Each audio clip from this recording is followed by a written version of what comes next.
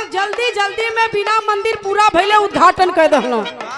स्थिति ई रहल पंचों की अयोध्या के पूरा मंडल का सीट ई लोग हार गइल। चाहे फैजाबाद हो, प्रतापगढ़ हो, रायबरेली, अमेठी, सुल्तानपुर, जौनपुर, आजमगढ़, चंदौली, एक ठे बीजेपी का नेता तो बाजी लगा दिला कि अगर अखिलेश 10 सीट भी जीत जाएंगे तो वो थूकेंगे, हम चाटेंगे। हाँ तू चाट भी लेबा भैया, लेकिन हमारे नेता को स्वभाव ना कि वो थूके। तू तो चाट लेबा तो स्वभाव हो, लेकिन हमारे नेता का स्वभाव ना कि वो थूके तू चाटा। तब अरे एक जने कहले नहीं अखिलेश के पास हो,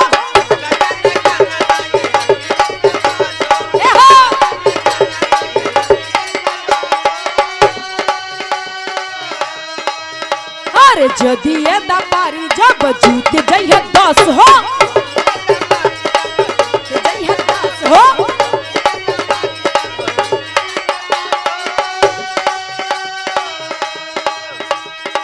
त थूक चाहे जहां,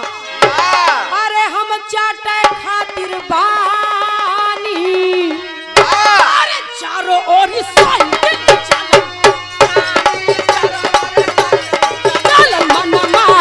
चारों ओर साइकिल,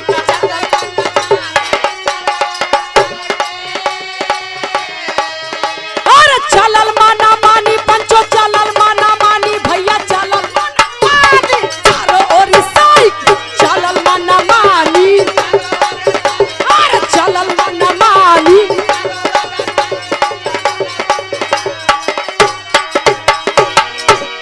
बस ये राजनीतिक मंच ना हो,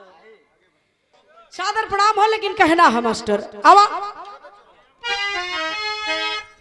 चोरवा पूछा था, बिरहा में भाव लगल हो, का पूछले चोरवा उन सुंदर नारी से। आवा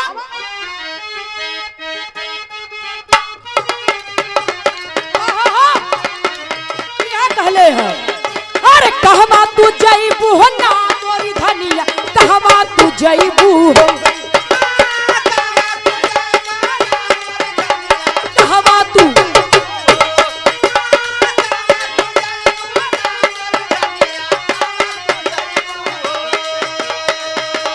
देखी तोहार कर दनिया, हम तो देखी तोहार कर दनिया, धनिया कहवा तू जईबू, धनिया कहवा तू,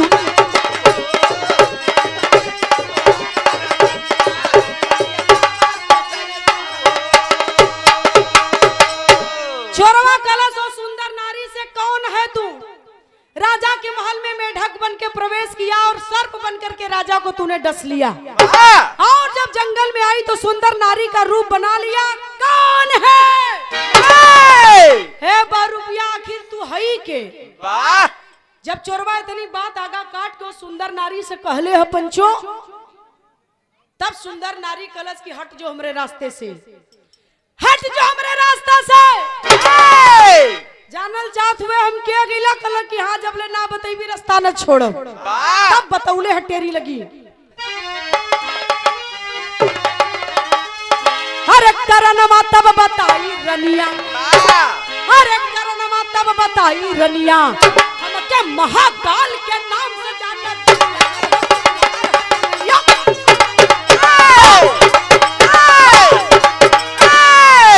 करनमा तब बताई रनिया, हमके महाकाल के नाम से जाने दुनिया हो, करनमा तब बताई रनिया। कलश की काल है, महाकाल है, रास्ता छोड़ के हट जाओ। काल का नाम सुनते चोरवा गनगन गनगन गनगन गनगन गनगन गनगन गनगन गनगन कांपे लगल। मालूम पड़ल पंचों की गर्म पानी छोड़ दे बेचारा, कापत था। कलश की रास्ता छोड़ दे, हट जो, हमें जाए दे। काशी नरेश विक्रम का आज मौत रहल है, आज उनकर आखिरी रात रहल है, काम के अंजाम दिली, अब जात ही अब मैं जाए दे। चोरवा कलश की सरकार दुहाई, सरकार का दुहाई, महाराज का दुहाई, देवी दुहाई, भगवती दुहाई, माई का कली कहल का चाहता कल की एक बात बता दा। बिरहा के आखिरी तर्ज लग गई मास्टर, हमने के उस्ताद लोगन के मुहे आप लोग सुन ले हुई है। कौन गीत बा?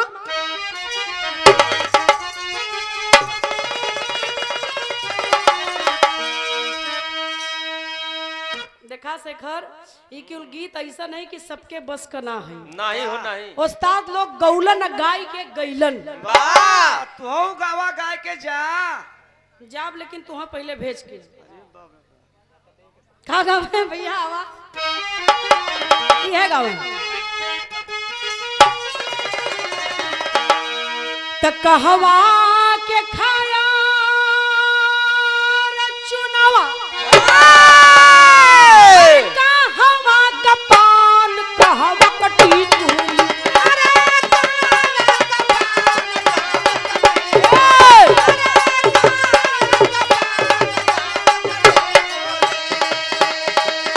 लीलरवा मारे हो कहवा कटी चूड़ी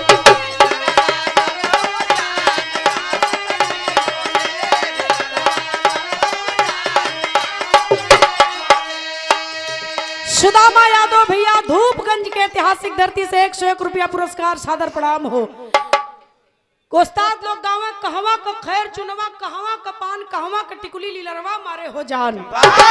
तो हर का गवैया उठे तो जवाब दे। पहले बिरहा से बिरहा का लड़ौल हो, टेरी से टेरी का भिड़ौल हो, धुन से धुन का सटौल हो।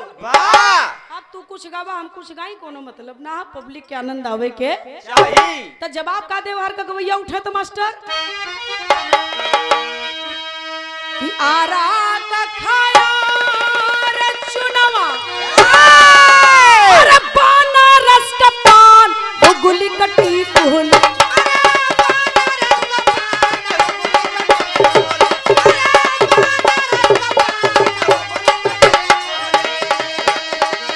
लीला रवा हमारे हो जा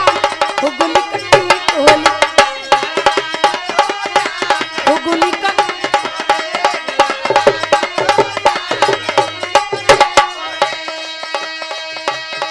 लेकिन एक ही गीत के एक लाइन हम गाइला,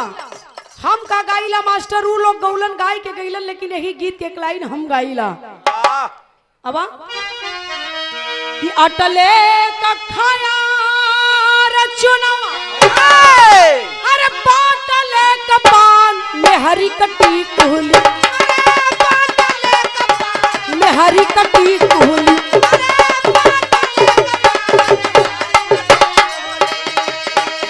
रवा हमारे हो जा मेहरी कटी कुहली रवा हमारे हो जा मेहरी कटी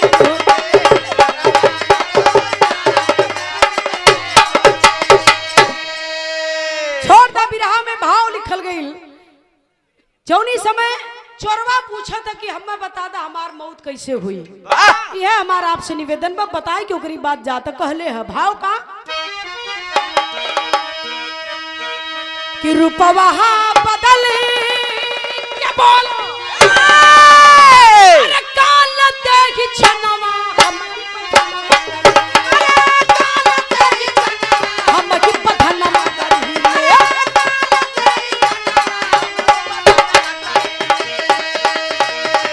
महाकाल नाम महाकामा हम महाकाल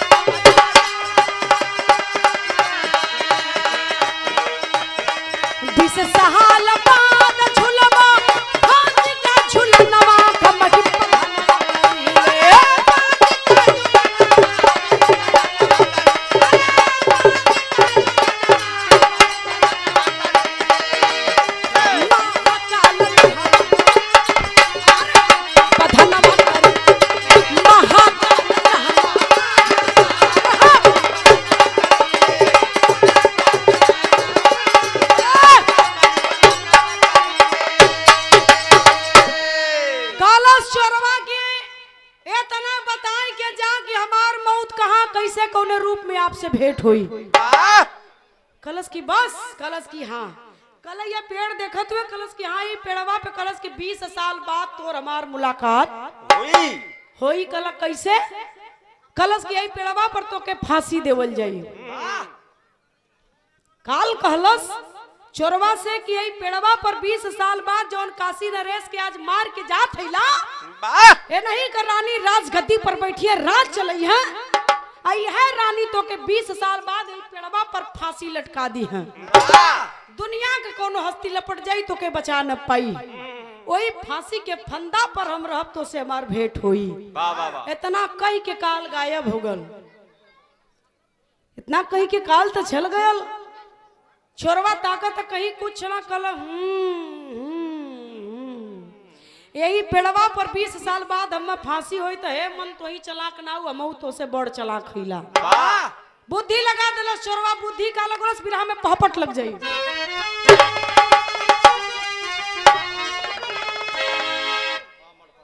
मड़फा से लल्लू महतो जी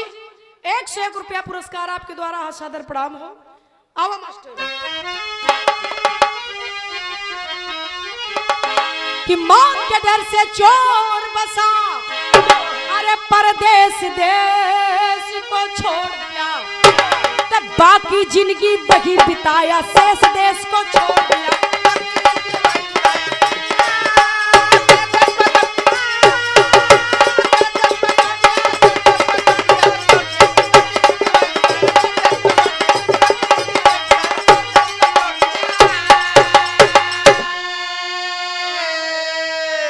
कहे 20 वर्ष के बाद अरे 20 वर्ष का समय हुआ कि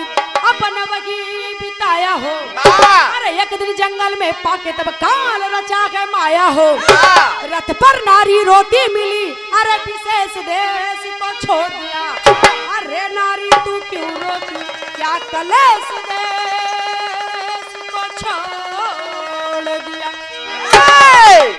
बात के समझ ली बाबूजी एकदम कहानी क्लियर हो जाए चोरवा कलश की तो ही चलाक नहीं तो से बड़ चलाक हम नहीं यहाँ रहब नहीं यहाँ फांसी होई ना हम कबो मरब मौत के डर से चोर बसा परदेश देश को छोड़ दिया बाकी जिंदगी वही बिताया शेष देश को छोड़ दिया 12D से सरजू यादव भी आए 51 रुपया पुरस्कार बहुत बहुत मस्ती पड़ाव है छोरवा चल गल महाराष्ट्र की धरती पर चोरी करना उसका पेशा है न काशी में रहब न फांसी होई न कबो मरब महाराष्ट्र की धरती पर चल गल चोरी करना पेशा चोरी करते करते एक दिन बहुत बड़ा अमीर सेठ साहूकार हो गया तो लोग कहलन पुरनिया कहलन कि जब धन बढ़ल तो मनो बढ़ जाला चोरवा के जब धन अपार भल तो मन लगल दौड़े खुड्डी कबो खुड्डी कबो खुड्डी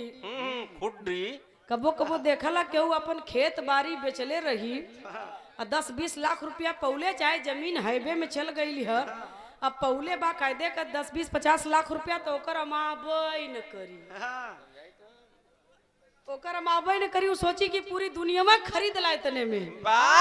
लगी 13 जगह बनल्ला बन के टहरे लगी बनल्ला बन के टहरे 1800 2000 4000 का दारू पी दुनिया के पियाई हमारी पैसा लुटाई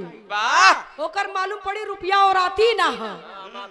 लेकिन जब वो राय जाई ना वो सार का रुपया तो निक निक जाने तक ये ना कहीं भोसड़ा वाले जब रुपया रहल तो खूब लवंडिया बाजी कैला अब ना कोई लोग आगे पीछे लिए पुरनिया कला की धन का बढ़ना ठीक है साथी मन का बढ़ना ठीक नहीं गौर करी हन अब चोरवा का मन बढ़े लगल एक दिन जंगल में निकलल चलिए तनी आज मौज मस्ती करब कबो कबो आदमी काम करत कर थक जाला तो सोचला तनी घूम ले काम करत करत थक गल कले आज घूमब आज सैर करब आज मौज मस्ती करब त करब जब जंगल में चलल जात जात जात जात अंदर काफी घनघोर जंगल में पहुंचे अठे मेहरारू देखलस तो मनई कौनो तनी फुहरो मेहरारू देख लेना दूसरे के मेहरारू जबाज जी ए अंबिका भैया तनी मुड़ी हटावा जब बात मन को हुआ लगा तनी मुड़ी उड़ी हटा ले ली यार नहीं आपका जरूरत ना है तू आके का करबा चुटकिया लेके मतलब कमरवारे से नहीं तू आके का करबा भैया हमन गवैया गवैया की बात करती ढोलकिया हुआ जाओ ढोलकिया के चापा अरे वो लइकवा के जिंदगी ली वही असर फिलहाल मड़फा चट्टी से बहुत बहुत प्रणाम। जबाद जी आपन मेहरारू कितनो खूबसूरत रही। वाह बिरा हमार एकदम आखिरी पड़ाव पर आके खड़ी हो गई लिया। मेहरारू आपका कितनो खूबसूरत बा ओके एक बार तक ब्याह तनी जौन सामने से जात हिया मरकहवा के काजर लगौले है और ठलाली लगौले एकदम गुलाबी गुलाबी और टिकुली कलकतिया सटले कहिया हाँ तो है ओके 7 बार तक बा अपने के एक बार ओके 7 बार तक बा 1:7 का अनुपात हो गया। हाँ यार मेहरारू कही हाँ हम फकौनु तोर हम कुल आंख देखती चला घरे तो रखिया टेकुरी से फोड़ दे। वाह यही में आदमी हुआ बाइक से देख लिए कोनो सुंदर मेहरारू जात यही में आदमी हुआ नाव ना ले आदमी यही में हुआ बाइक पे बैठल है मेहरारू कोनो जात हिया आ तनी सुंदर दे 1 किलोमीटर पीछा कई को के जब ले देख न ली है तब ले चैन ना लिया तब जब देख लिया कि नहीं ढेर ठीक ना पिछवे से निक लगत रहिया तब गाड़ी घुमा के ठीक ना माल सही ना ता गौर करिहन इधर चोरवा जब वो जंगल में वो सुंदर मेहरारू के अकेला देखलस अब लगा लेकर फिर गुद्दी उड़े। 61 62 63 64 65 66 67 68 69 लगल गिनने चोरवा वाह कलम हाउ तो सुंदर हाँ अकेला हो के काटे तुम्हार बहनों आई में पूछा था कला हाउ तो सुंदर लेकिन रोवत काहे हो ओए हे काहे रोवत हो तो मेहरवा जो रोवत रहे बैठ के अकेला जंगलवा में ही चोरवा घुसकत घुसकत लग गए जाए कि एकदम सट गए। वाह देखा ले वैसे कहती हिम्मत कैसे भाई तो आराम के छुए का वाह कैसे तो हिम्मत पड़ा हम के छू कैसे देला वाह कल रोवत काहे हो बहिन जी अच्छा तब बताओ दिया का बतौले आला लगावा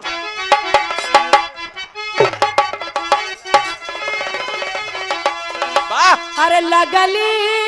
बतावे राधा अरे लगली बतावे राधा वाली दुल्हनिया पंचो वाली दुल्हनिया पंचो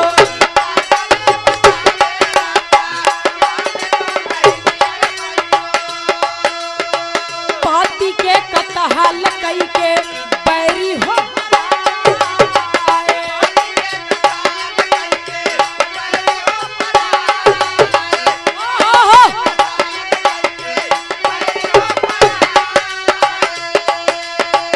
रथ दौड़ाई चल के दुश्मन पकड़ी लह बाबू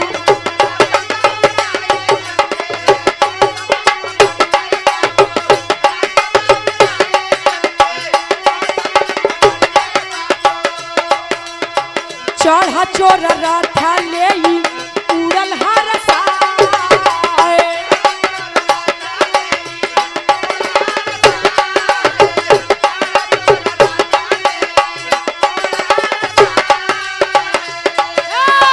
कुछ भी समझ नहीं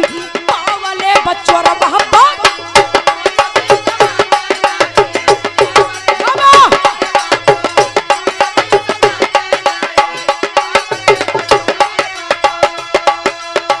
काशी की नगरिया गई रथ पंचो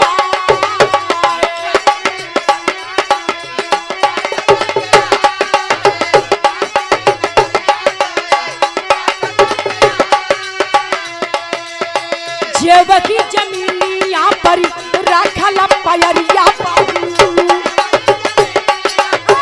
रखल पयरिया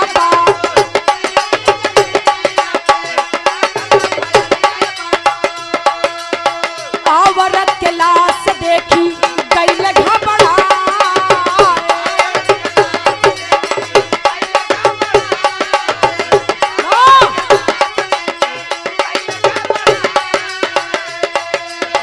कतल के जुर्म